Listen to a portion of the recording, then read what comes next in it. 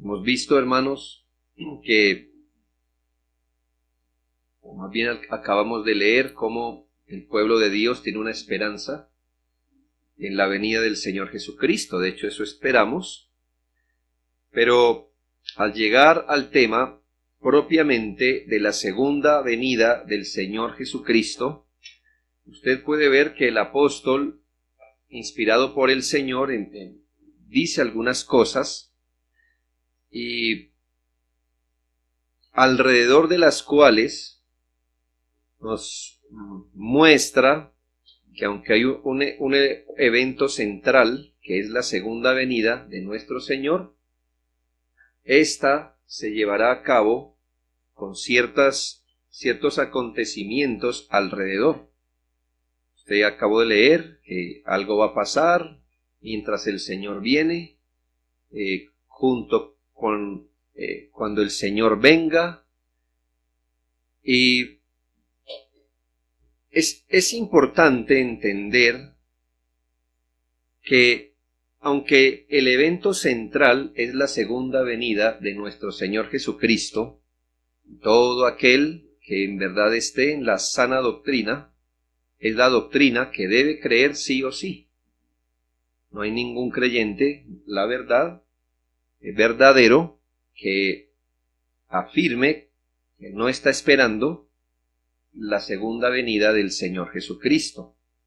Pero como usted puede ver alrededor de esa venida, hay ciertos eventos. Nosotros vamos a entrar al estudio propio de la segunda venida de Jesucristo. Les recuerdo cómo hemos venido viendo, ¿no? Y lo último que vimos fue señales que antecederán. Ahora vamos a ver la propia venida de Jesucristo, pero con todos los eventos, que vamos a llamar concomitantes, es decir, que se presentan junto con, en el mismo momento cuando el Señor venga. Pero hermanos, antes de darnos a ese estudio, voy a hacer un paréntesis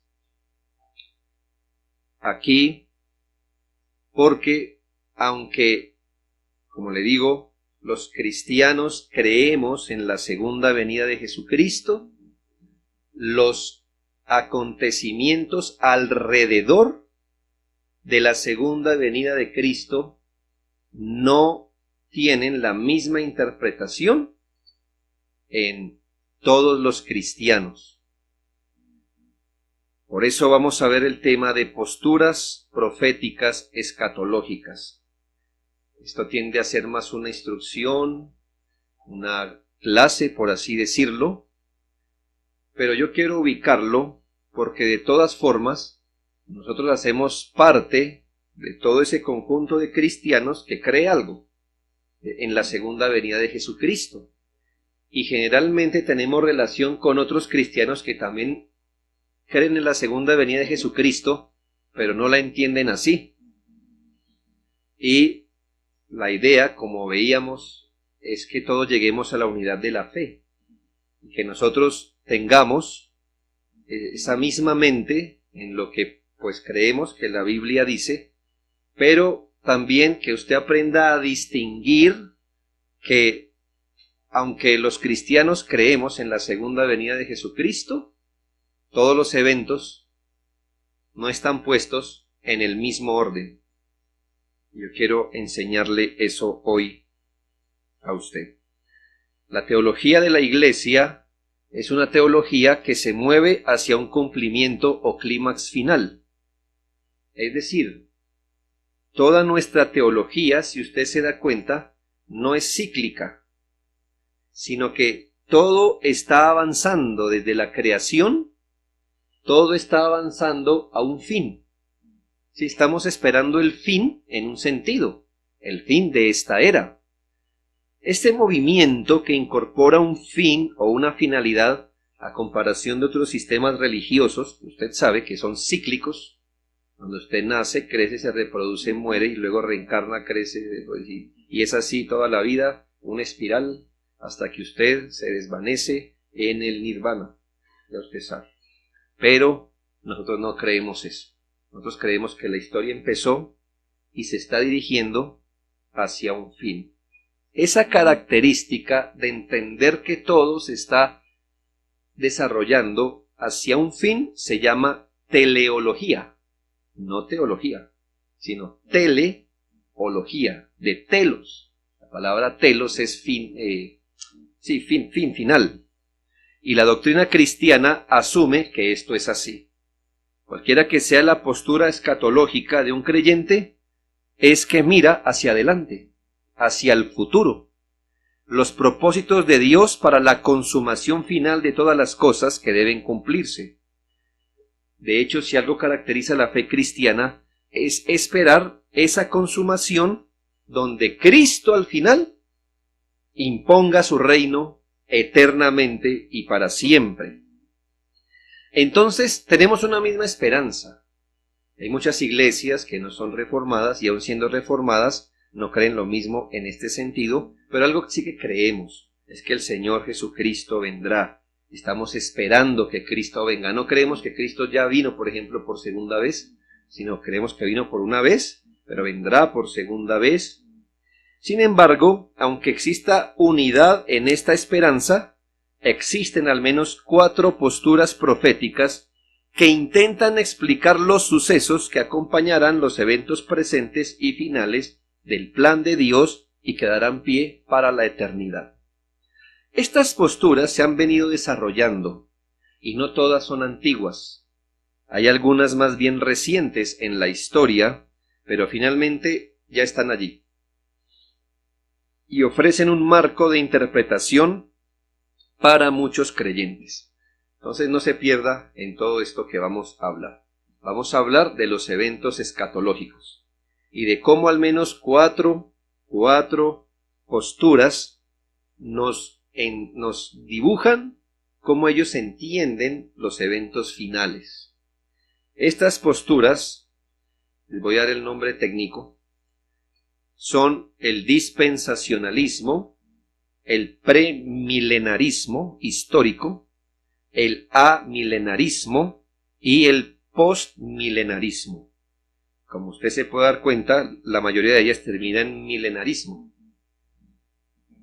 Y porque básicamente, aunque creemos en la segunda venida de Cristo, hay algo narrado en Apocalipsis 21 al 10 que es el milenio, y entonces ahí es donde todos empiezan, según sus conclusiones bíblicas, a poner todo alrededor de la segunda venida de Cristo, si antes, si atrás, etcétera, etcétera.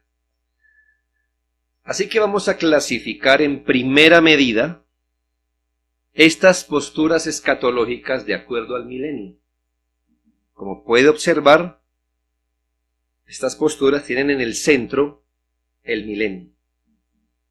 No porque en sí sea el eje fundamental donde giran sus interpretaciones, sino porque dicho milenio es un punto en la historia donde según se interprete, se podrán explicar todas las cosas alrededor. Donde usted ubique eso, ya todo le va a dar sentido hacia atrás y hacia adelante.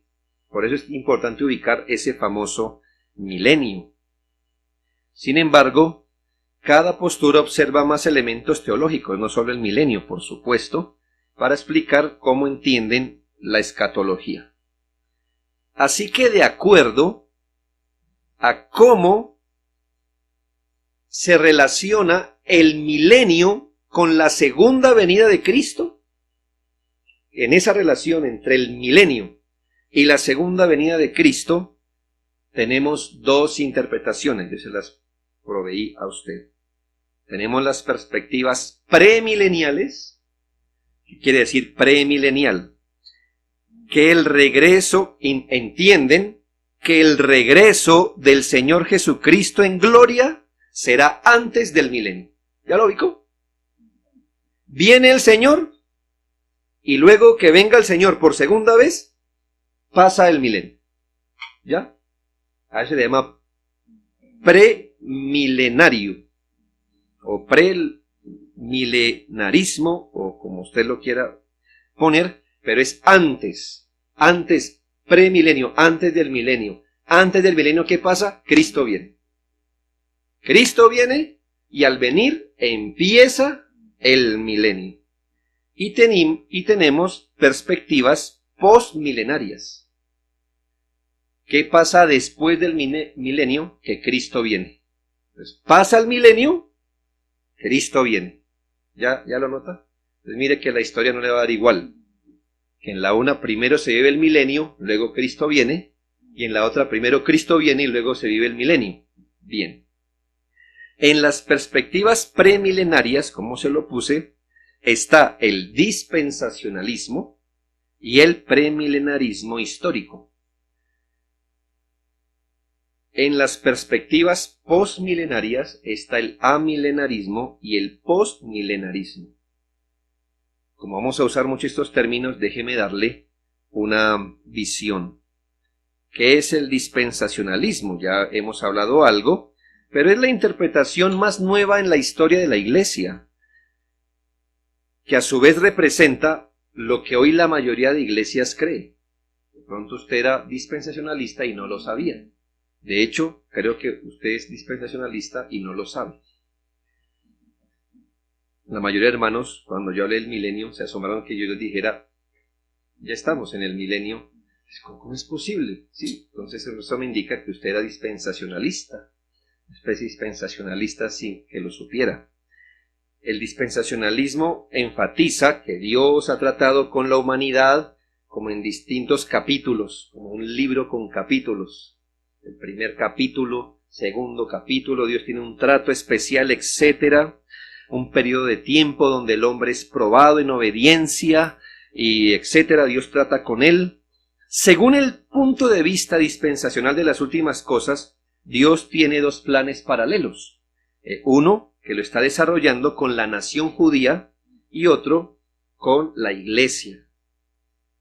De hecho, los designios para con Israel han quedado puestos en pausa. ¿Por qué?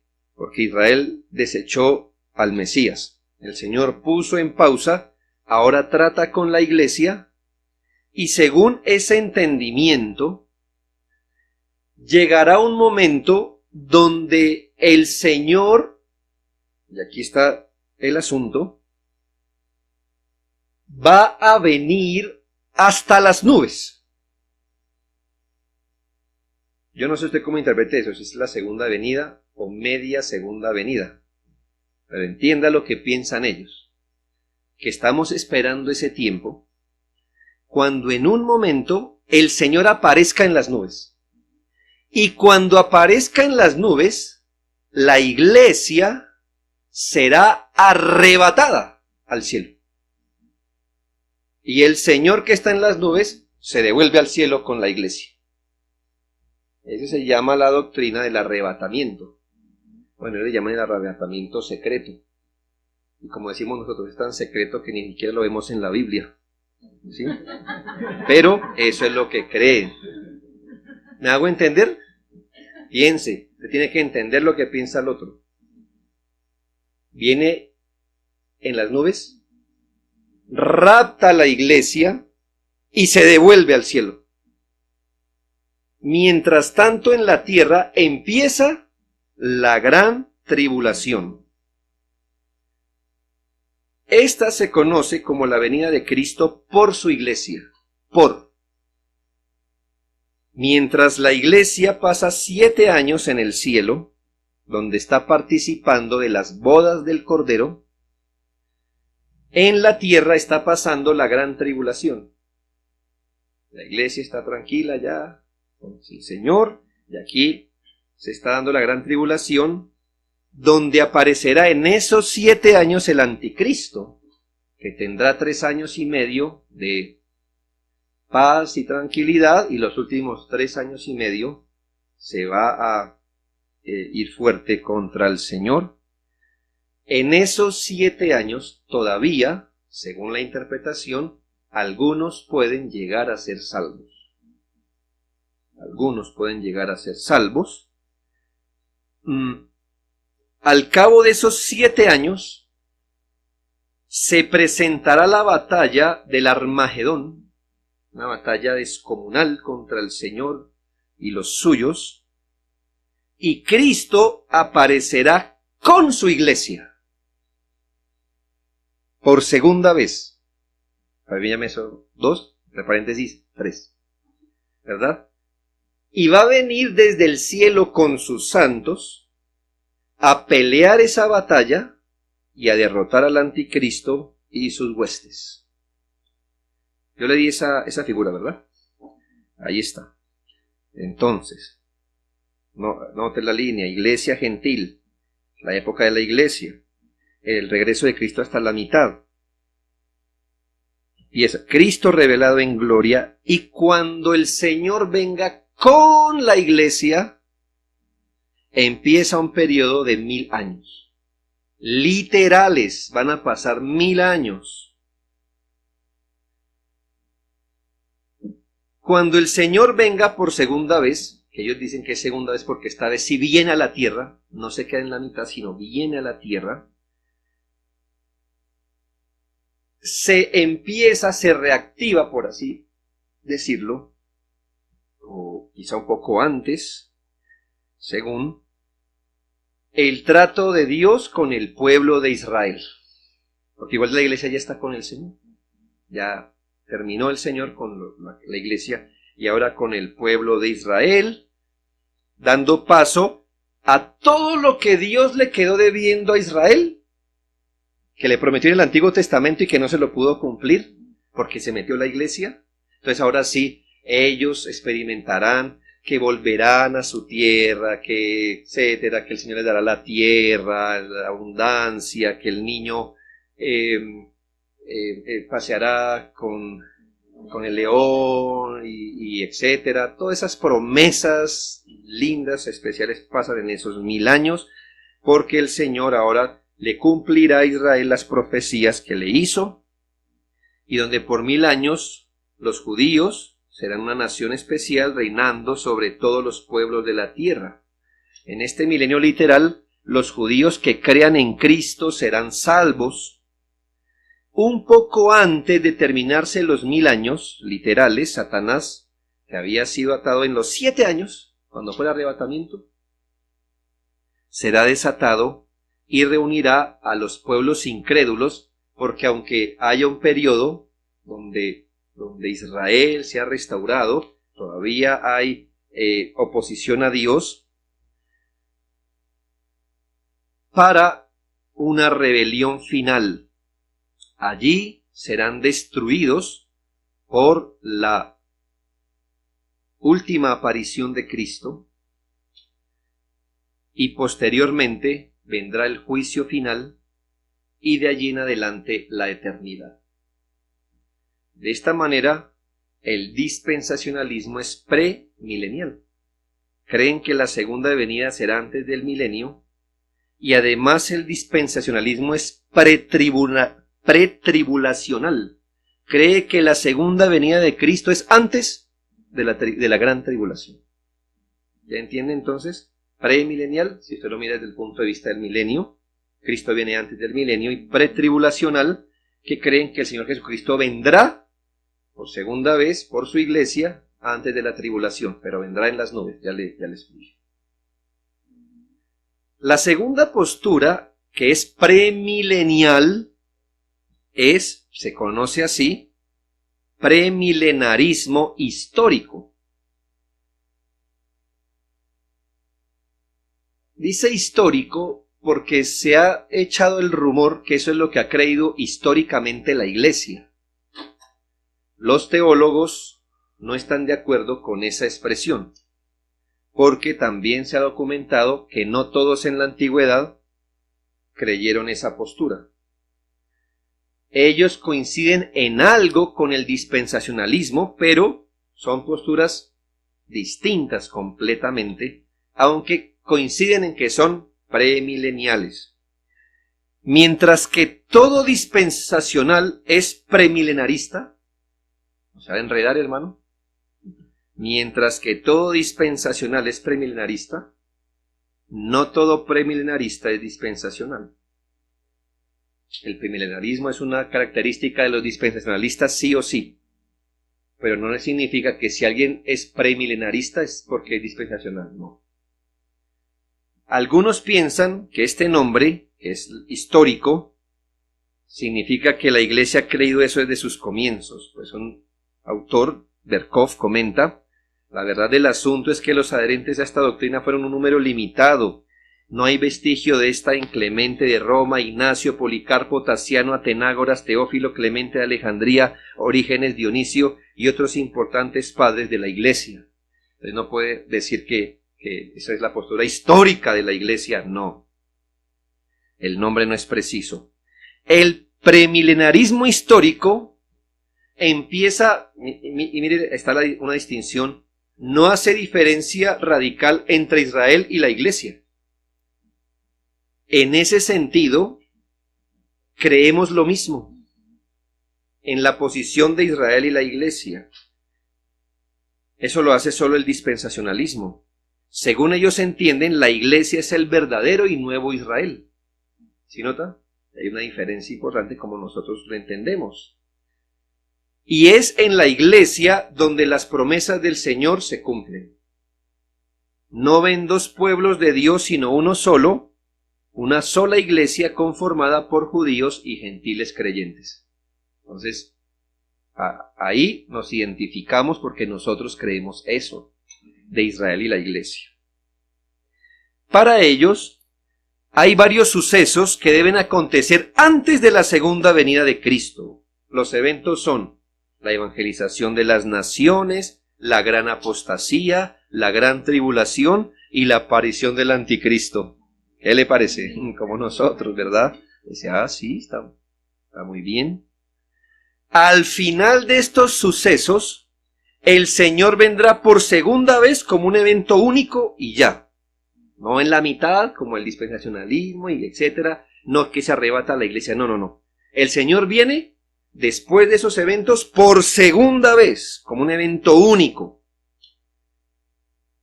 Pero aquí es donde empezamos. Esa causa de la segunda venida de Cristo, que los creyentes que estén muertos para el momento resucitarán en cuerpos glorificados, lo creemos también. Los que todavía viven serán transformados y glorificados en un solo acto, sin tiempo de espera. Así, tanto los unos como los otros serán arrebatados para encontrar al Señor en el aire, quienes acompañarán a Cristo en su descenso a la tierra para vencer al anticristo y la maldad. En ese momento, la mayoría de los judíos, quizás antes, que estén vivos para ese momento, mirarán a Cristo y serán salvos. Inmediatamente empieza el reinado milenial de Cristo, donde el Señor reinará visiblemente sobre la tierra en compañía de los salvos, tanto judíos como gentiles. Este gobierno será con vara de hierro. Este gobierno, el Señor viene, pero no viene al juicio final, sino que la segunda venida de Cristo es para establecer un reino milenial. ¿Ya ve la diferencia? Entonces, cuando el Señor aparezca por segunda vez, hasta ahí coincidimos.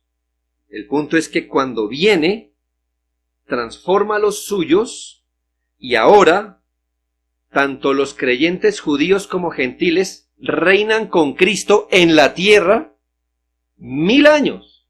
¿Sobre quiénes reinan? Pues sobre las naciones incrédulas que van a existir. Porque como, por decirlo de alguna forma, todo seguirá en la tierra así, solo que los creyentes reinaremos con Cristo, según esa interpretación, antes de terminar los 1000 años, que algunos premilenaristas históricos creen que es literal 1000 años, y otros pues que es un periodo muy grande de tiempo. Antes de terminar ese tiempo, Satanás, que ha sido atado para el milenio, será desatado para que engañe a las naciones y para reunirlos en la gran batalla final. Pero será derrotado y enviado a su lugar final.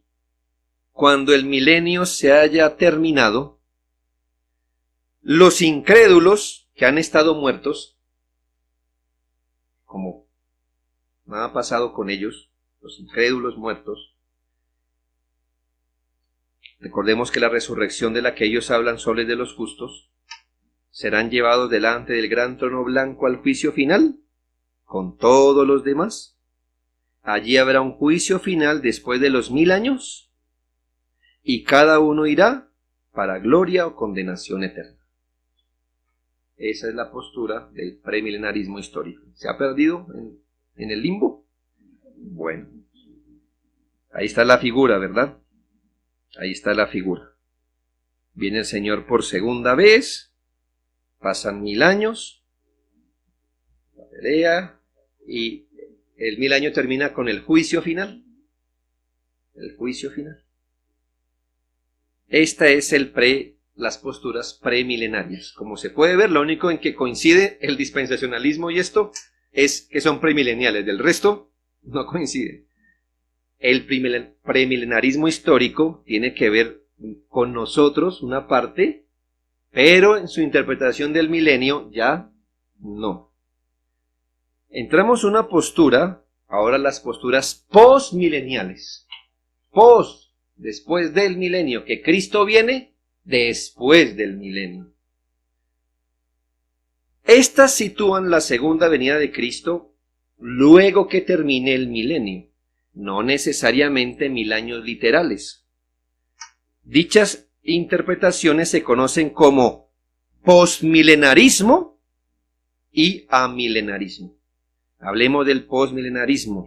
Para el postmilenial, aquí usted tiene que prestar atención y además les animo a los hermanos que investigan y andan por internet, que hoy día hay una tendencia que está teniendo adherentes de las posturas postmileniales. Son de carácter reconstruccionista o teonómica, pero ellos dicen que esta es la postura que los puritanos tuvieron. Por eso ha agarrado tanta fuerza hoy, que es la postura de los puritanos. Eso no necesariamente es tan cierto, aunque debemos reconocer que algunos de ellos fueron postmileniales, la verdad. ¿Qué dicen ellos? Que la presente época, sí, no hay una línea divisoria, pero esta presente época se va a convertir en el milenio. Piense. ¿Sí entendió el punto? No es que haya un evento donde diga, bueno, hasta aquí viene esta historia y empieza el milenio, sino que esta historia se convertirá en el milenio. Se convertirá ¿cómo o por qué? Se convertirá en la medida en que más personas vayan llegando al Evangelio. Piense, ¿cuál es la expectativa de ellos? Que entre más vaya pasando el tiempo, más personas se van convirtiendo, más personas van creyendo en Jesucristo, y en la medida que esto va creciendo, llega un momento donde esta historia se convierte en el milenio. Y entonces, el postmilenarismo se aparta de los demás sistemas de interpretación en que sus expectativas futuras para el mundo actual son gloriosas. A distinción de todas las demás, el postmilenarismo piensa que la iglesia que empezó pequeña en Jerusalén va a ir creciendo, va a abarcar más en el mundo, va a abarcar más las naciones, va a llegar un momento donde vamos a hablar de países, de naciones cristianizadas o cristianas, que va a haber mucha influencia del evangelio, que por el evangelio las estructuras económicas, políticas, sociales, de educación, todo va a ser influido por el evangelio, y vamos a ir viendo cómo esa historia fea se va convirtiendo en una era gloriosa poco a poco. Mientras las demás posturas afirman que el mundo está en una espiral descendente hasta que toque fondo, el postmilenarismo dice que el espiral es ascendente, que vamos a ir viendo más y más de la influencia de Cristo y de los avivamientos y todo, y las naciones van a ir poco a poco llegando a Cristo, más gente siguiendo al Señor. El postmilenarismo afirma que los planes de Dios tienen que ver con una reconstrucción paulatina de todos los aspectos de la existencia humana a través del Evangelio. Entonces, mire, eso implica mucho. Ellos van a evangelizar con toda fuerza, porque más gente creyente, entonces más dominio sobre la tierra, más creyentes en la política, más creyentes en la sociedad, porque la idea es que esta era se transforme lentamente en una era gloriosa, cada vez más gloriosa, hasta llegar a una cristianización del mundo, que no quiere decir que todos sean cristianos, sino que se puede hablar de una cristianización general del mundo. O sea, que no haya partes del mundo donde el Evangelio no esté representado por la mayoría de gente. El mundo experimentará una era sin precedentes de paz y bienestar mundiales, finalizada la cual Cristo vendrá por segunda vez. Es decir, en vez de que Cristo venga cuando la historia está en su punto más bajo, ellos piensan que Cristo vendrá cuando la historia esté en su punto más alto, casi como que, por así decirlo, ¿no? La iglesia se va acercando más al cielo y el Señor las encuentra ahí nomás, para establecer su reino, a derrocar definitivamente el mal y el pecado, porque aunque haya una cristianización del mundo, todavía habrá rebelión en el mundo. Al final de este milenio, les recuerdo que la historia se convirtió en el milenio, al final de este milenio Cristo regresará, habrá resurrección, juicio y empieza la eternidad. Esta interpretación, según ellos mismos, no es simplemente una postura escatológica ni milenial, sino que tiene que ver con muchas cosas. La vida en la tierra, la profesión cristiana. Esta idea que todo se está moviendo paso a paso a una aceptación final del cristianismo y sus principios ha dado para que puedan calificar a las demás posturas escatológicas como pesimistas y derrotistas. Ese es un argumento de ellos. Su esperanza del futuro es pesimista, su esperanza es derrotista, porque todos los demás, salvo ellos, creemos que esta era presente no tiene remedio, se acabará y cada vez va a ser peor. La de ellos no. ¿Cómo explicarán que según algunas profecías las cosas vayan a ir de mal en peor? Bueno, ellos dicen que muchas de esas profecías se cumplieron en el primer siglo y que no tenían en mente toda la iglesia, sino casos específicos, como la destrucción de Jerusalén, como cosas así, ahí lo aplican. No tenía que ver con una profecía mundial, sino más bien específica. Dicha labor de la iglesia, o la labor de la iglesia que avanza en sus labores, va a ser marcada por el progreso, la dominación evangélica del mundo, el encauzamiento moral del mundo por medio de la ley de Dios, aplicada a todas las esferas de la existencia humana. Y vuelvo le digo, puede que la mayoría de ustedes no estén en el ambiente, pero seguro si hay personas como yo que nos gusta andar leyendo por internet muchas cosas, se va a encontrar con grupos que son reconstruccionistas. ¿Ya de dónde viene esa palabra? De reconstruir. Reconstruir el cristianismo en el mundo, reconstruyéndolo de tal forma que el evangelio no solo sea el evangelio de la salvación de las almas, sino salvación en todo sentido. Reforma en la sociedad, reforma civil, reforma política, reforma en la educación. O sea, puede ser reconstruccionismo, puede que también se lo conozca algunas cosas como el teonomismo, que ellos intentan decir que la ley de Dios debe ser restaurada en las naciones, es decir, que toda nación debería tener como constitución la ley de Moisés. Por eso teonomía, porque si el Señor ya regió una nación con su ley, quiere decir que esa puede aplicar para todos. Bueno, y también tienen esa tendencia dominacionista, se llama la teología del dominio. Hermano, nosotros tenemos un poquito de todo eso, pero no tenemos eso.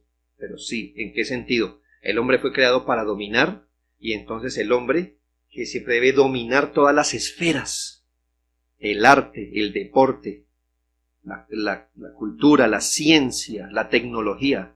Entonces es de esa manera que cuando el evangelio se predica, entonces va a ir a todas esas ramas, y entonces el mundo va a crecer en cristianismo, y hasta que en una era gloriosa, el pináculo más alto a que ha llegado la iglesia, ahí llega Jesucristo, en su juicio final, sometiendo a las naciones, y etc.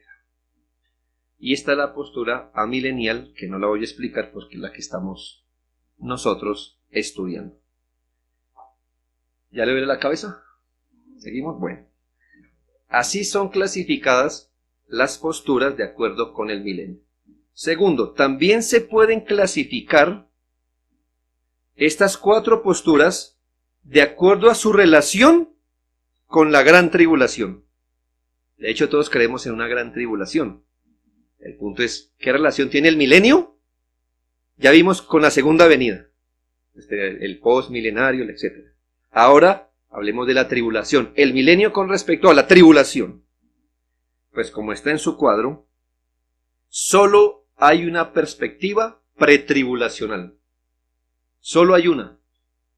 El dispensacionalismo. Es decir, solo esa postura dice que la iglesia no experimentará la gran tribulación. Entonces su visión es pretribulacional. Cristo viene por su iglesia antes de la tribulación. Y mientras la tribulación pasa en la tierra, la iglesia está en las bodas del Cordero. Del resto, las 3 perspectivas finales, todas ellas son post-tribulacionales. Es decir, las demás creen que aún la iglesia estará para ese tiempo de tribulación, luego del cual Cristo vendrá. El premilenarismo histórico afirma que la gran tribulación vendrá finalizando el reinado milenial de Cristo con sus santos para darle paso al juicio definitivo y la eternidad. El amilenarismo, que señala que la gran tribulación viene en la última parte del milenio, luego del cual el Señor vendrá a juzgar, y luego la eternidad. Y el postmilenarismo indica que luego de esta era de oro, que se convierte en el milenio, se hará la tribulación final, la cual traerá el juicio final y la eternidad. Así se califican en pretribulacional y posttribulacional. Entonces nosotros venimos siendo amileniales, posttribulacionales. ¿Sí? Un apellido larguísimo, ¿no? Iglesia Bautista Reformada, milenial, posttribulacional, y cosas. No, eso nunca vamos a decir, ¿ya entender? Pero son apellidos para que usted vea. Ahí, mire, tenemos una misma esperanza, pero no entendemos igual todas las cosas que pasan alrededor. 3. La calificación por la manera de ver la relación entre la iglesia e Israel. Vuelve, ¿sí? ¿Cómo entendemos la iglesia e Israel? ¿Cómo la entendemos? Bueno, pues aquí el dispensacionalismo se vuelve a quedar solo, que afirma que la iglesia e Israel son 2 pueblos aparte de Dios. La perspectiva histórica que señala que la iglesia es el nuevo Israel. Y ahí están todas las demás, el premilenarismo histórico, el amilenarismo y el postmilenarismo. Cada una de estas perspectivas, lo que sí se puede decir, hermanos, es que cada una de estas perspectivas, exceptuando el dispensacionalismo, ha sido mantenida ampliamente por los cristianos de siglos pasados. ¿Me hago entender? Solamente el dispensacionalismo es algo nuevo. De hecho, hasta antes de, pongámosle, mediados de 1800, nadie era tal cosa. Nadie era tal cosa. Después de 1800, ahora mismo, todos son tal cosa. Pero es al contrario. Usted puede ver en la historia de la iglesia premilenaristas históricos, amilenaristas y postmilenaristas, eso es verdad. Bien. No quiero abandonar esta clase. ¿Quedó claro, hermanos? Entonces, por eso es importante que nosotros, esto no lo vamos a definir por cuadritos bonitos, esto lo vamos a definir por lo que dice la Escritura. ¿Cómo entendemos tal cosa? Lo que sí es cierto, hermanos, es que, aunque sí vemos que hay reformados que son posmilenarios, vemos reformados que son premilenaristas históricos, pero en su gran mayoría son amilenaristas. No es cierto que va a encontrar un reformado dispensacionalista. No lo va a ver. No lo va a ver. No lo va a ver. O es lo uno, es lo otro. O no con el dispensacionalismo como así se entiende hoy. Bien. Lo segundo que quiero que miremos es la clasificación de estas posturas con respecto a las profecías mismas. Y es que si tenemos estas diferencias al nivel de escatología, es porque tenemos diferencias con respecto a cómo entender la profecía. Hablamos de las profecías escatológicas del Antiguo Testamento, mayormente en Daniel, en Ezequiel, y en Apocalipsis, en los Evangelios, en Apocalipsis. Estas cosas han dado varias escuelas de interpretación, pero en línea general las podemos resumir así. ¿Cómo se entienden las profecías? Se habla de la escuela del preterismo. Pues pretérito, usted y yo ya usamos esa palabra, ¿no? En español. Pretérito, algo pasado. El preterismo significa eso, algo del pasado. Existe un preterismo completo y uno parcial. Pero bueno, históricamente se conoce que fue un jesuita, el señor Luis de Alcázar, en los documentos Contrarreforma. Usted sabe que la iglesia respondió a la reforma, la iglesia católica. Ellos no se dejaron golpear. Cuando se vieron que los habían derrotado, entonces lanzan una ofensiva. Esa ofensiva se llama la Contrarreforma. El catolicismo de hoy día se parece más a la Contrarreforma que al catolicismo que había antes de la Reforma. Pero es que ellos ya tenían en mente la Reforma. Entonces responden. Fue un jesuita el que se inventó el preterismo. Él escribió una exposición preterista, sistemática, de las profecías. Y muchos piensan que inventó esta manera de ver las profecías para sacarse de encima la acusación de que el Papa es el anticristo. Y solo había una manera de sacárselo de encima. ¿Cuál era? Decir que las profecías escatológicas describían aspectos del pasado. Es decir, que toda profecía del Antiguo Testamento escatológica, o Mateo 24, lo que leímos en Tesalonicenses, todo eso, tiene que ver con asuntos que ya pasaron y que se cumplieron, la mayoría de esos, en el primer siglo. Eso creen ellos. Es decir, que en el caso del preterismo completo, toda profecía, o en el preterismo parcial, el discurso del Monte de los Olivos y semejantes, se cumplieron en el año 70 después de Cristo. Y en el siglo I y II se cumplieron las demás profecías, de tal forma que, según esa interpretación, el anticristo ya vino. Era Nerón. ¿Ya? Nosotros creemos que eso es verdad. Solo creemos que él es simplemente una señal, una muestra del que será el mundial. Pero ellos dicen, no, él ya vino. Y Jesucristo entonces, estamos esperando, mire, él ya vino. De muchas maneras, porque cuando el Señor resucitó, se puede hablar de una venida del reino, y es verdad. cuando se destruyó Jerusalén, era su venida en juicio. Ellos lo pueden interpretar así. Sí, ellos van a tratar de mirar que fue en el transcurso del primer y segundo siglo donde toda profecía escatológica se cumplió. Entonces no estamos esperando la gran tribulación, esa ya se experimentó. Ya la experimentaron los judíos. Ya lo experimentó la iglesia del primer siglo en las persecuciones. Eso ya pasó. El anticristo ya estuvo. Ya fue derrocado cuando cayó Roma. Ya fue derrocado el anticristo. Así la van a explicar. Asimismo, se afirma que el Apocalipsis describe acontecimientos que ocurrieron en el siglo I. Es decir, Juan no estaba describiendo lo que pasaría, sino lo que estaba pasando con la iglesia en ese momento bajo Nerón. Y pues allí se cumplió todo.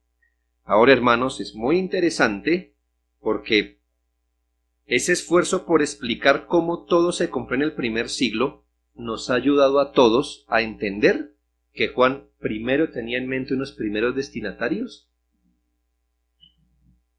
Nosotros creemos que tenían en mente también unos finales, pero al menos nos ayuda a entender mucho, y eso ha ayudado a entender mucho en qué sentido, para que no empezamos a ver a el anticristo sumando los números, por ejemplo.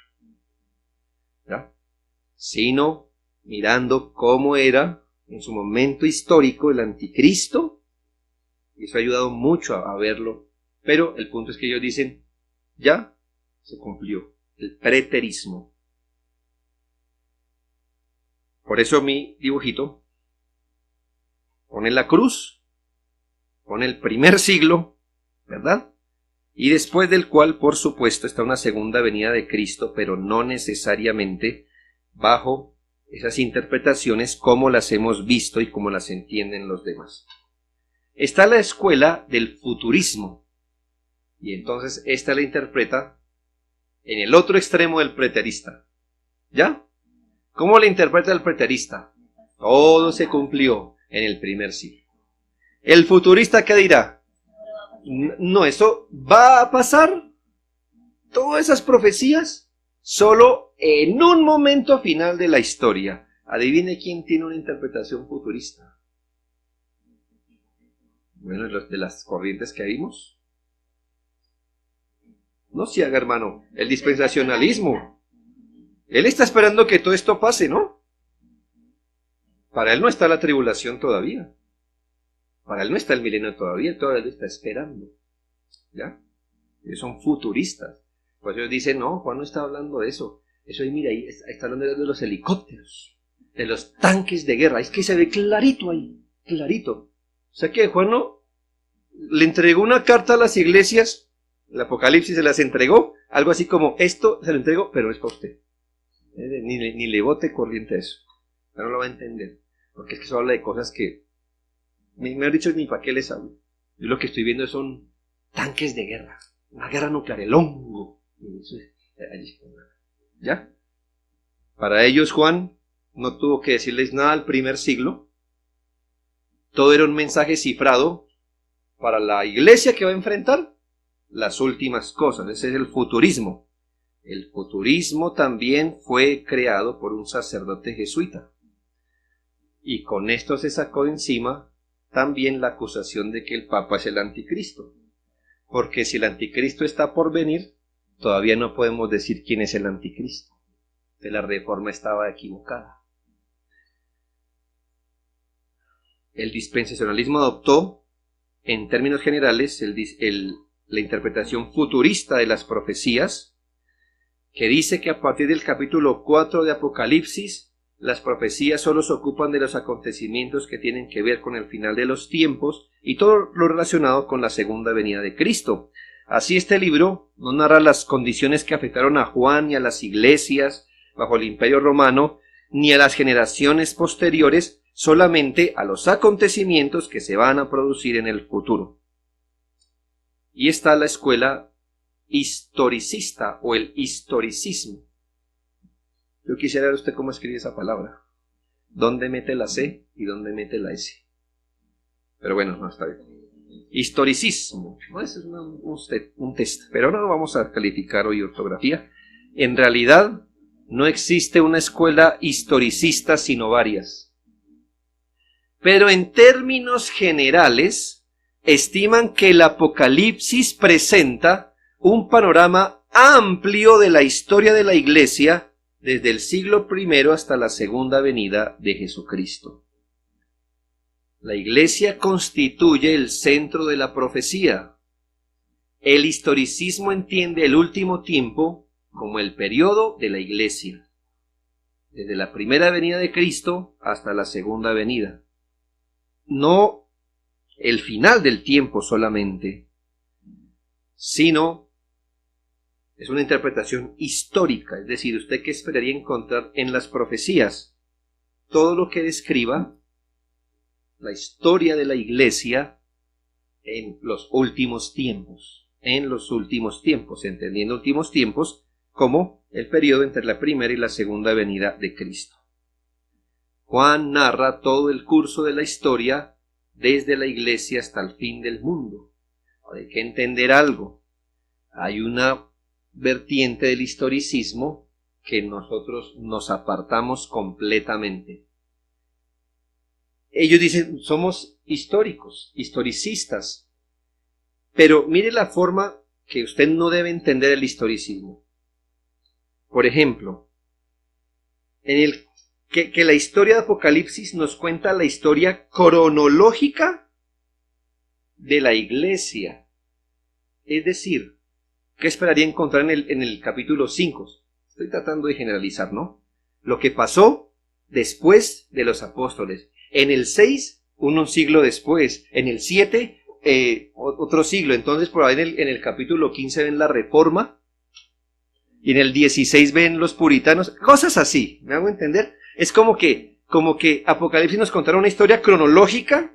Y entonces ellos se van a esforzar por identificar cronológicamente un periodo de la historia de tal forma que Apocalipsis 22 sí nos narra la Iglesia que va a estar para la venida del Señor. Nosotros no somos ese tipo de historicistas, sino de entender que esas profecías tienen que ver con esa historia descrita de los últimos tiempos, entendiendo últimos tiempos, el periodo entre la primera y la segunda venida de Cristo. Desde la antigüedad, particularmente desde la Edad Media, fue la visión de los reformadores, Lutero y Calvino. Fueron de interpretación historicista y fue la interpretación de casi toda la iglesia protestante y puritana hasta el siglo XIX, cuando entró el dispensacionalismo con su futurismo radical que hoy no se ha superado en la historia de la Iglesia. Así vamos hoy. ¿Está bien, hermanos? ¿Alguna pregunta? ¿Está fuerte el tema?